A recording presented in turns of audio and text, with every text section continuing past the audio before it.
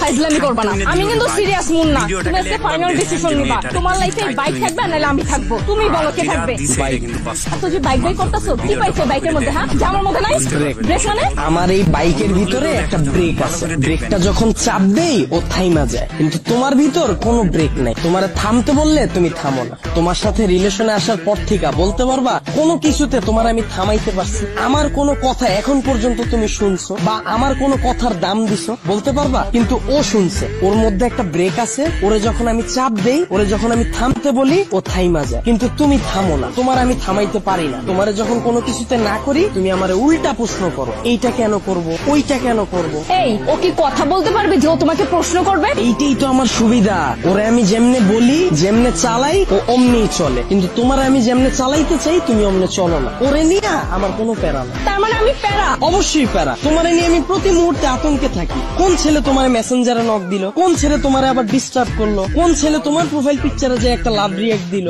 আমি যখন তোমারে বলি বাসা থেকে যখন বের হবা বোরকা পইরা বের হয়ে, তখন তুমি আমারে কি বলো? আমার গরম লাগে। যখন আমি বলি ফেসবুকে কোনো পোস্ট কইরো না, তোমার কোনো ছবি ছাইরো না, তুমি বলো তুমি আমার স্বাধীনতা নষ্ট করতেছো। তোমারে যখন আমি বলি জান তোমার ফেসবুকের পাসওয়ার্ডটা আমারে দাও, তখন তুমি কি বলো? তুমি আমার সন্দেহ করতেছো। কিন্তু দেখো ওর বিষয়টা, ওরে নিয়ে আমার কোনো প্যারা নাই। এই যে একটা জিপিএস ট্র্যাকার লাগাই নিছি, প্রতি মুহূর্তে আমি নিশ্চিন্তে থাকি। ওরে রাইখা যদি আমি কোথাও যাই, কেউ যদি এসে ওরে ধরে, ও চিল্লায় উঠে আমারে কল দেয়, ডেমো দেখবা, দাও হাত দাও।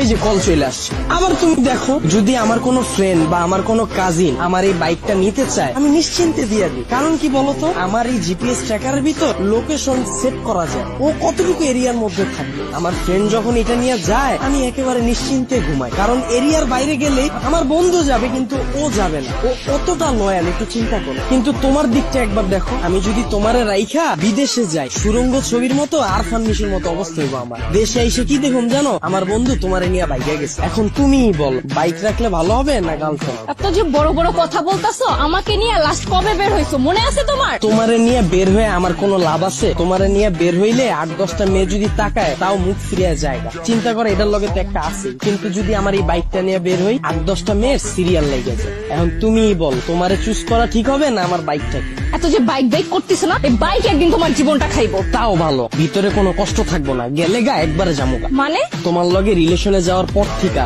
আমার ক্যারিয়ারে সময় না দিয়া, তোমার পিছনে সময় দিয়া, ভার্সিটির টিউশন ফি না দিয়া, তোমার পিছনে খরচ কইরা, দিনের পর দিন তোমারে নিয়ে চিন্তা কইরা, আমার পড়াশোনা গ্যাপ দিয়া, তারপর তোমার মন ভালো করার লাইগা 2 দিন পর পর গিফট দিয়া, 2 দিন পর পর নতুন নতুন রেস্টুরেন্টে নিয়ে যায় খাওয়ায়া, কোনো পোলা তো পারে ডিস্টার্ব করলে ওই পোলার লগে মারামারি কইরা, কোনো মাইয়ার দিকে না তাকায় তোমার প্রতি লয়াল থাইকা, মন দিল দিয়া তোমারে ভালোবাসার পর হঠাৎ করে তুমি একদিন কি কইবা, জান আমার বাসা থেকে তো বিয়ে ঠিক করে ফেলছে, আমার এখন আর কিছু করার নেই। আর আমি তোমাকে কোন মুখে নিয়ে যাব বলো? তুমি তো এখন পর্যন্ত ক্যারিয়ারে কিছুই করতে পারো না, অথচ আমার এই ক্যারিয়ারটা বাসি দিলাম তোমার লেগে, তোমার পিছনে সময় দিয়ে। তারপর তুমি কি করবা জানো? আমার একটা সুন্দর বুঝ দিবা, জান তুমি আমার থেকেও অনেক সুন্দর মেয়ে পাবা, অনেক ভালো মেয়ে পাবা। এই কথা বইলা সুন্দর করে একটা হাঁটা দিবা, আর পিছন থেকে একটা ব্যাকগ্রাউন্ড মিউজিক বাজ। আর আমার অবস্থা কি হইব জানো? সারা জীবন এই ভালোবাসার কষ্ট নিয়ে সালমান খানের মতো জীবন যাপন করো, আর ওদিকে তুমি বড়লোক জামাই নিয়ে ফুটফুটে সুন্দর 2টা বাচ্চা নিয়ে ওয়ার্ল্ড ট্যুর দিবা। এখন তুমি আমারে বলো, বাইক ভালো না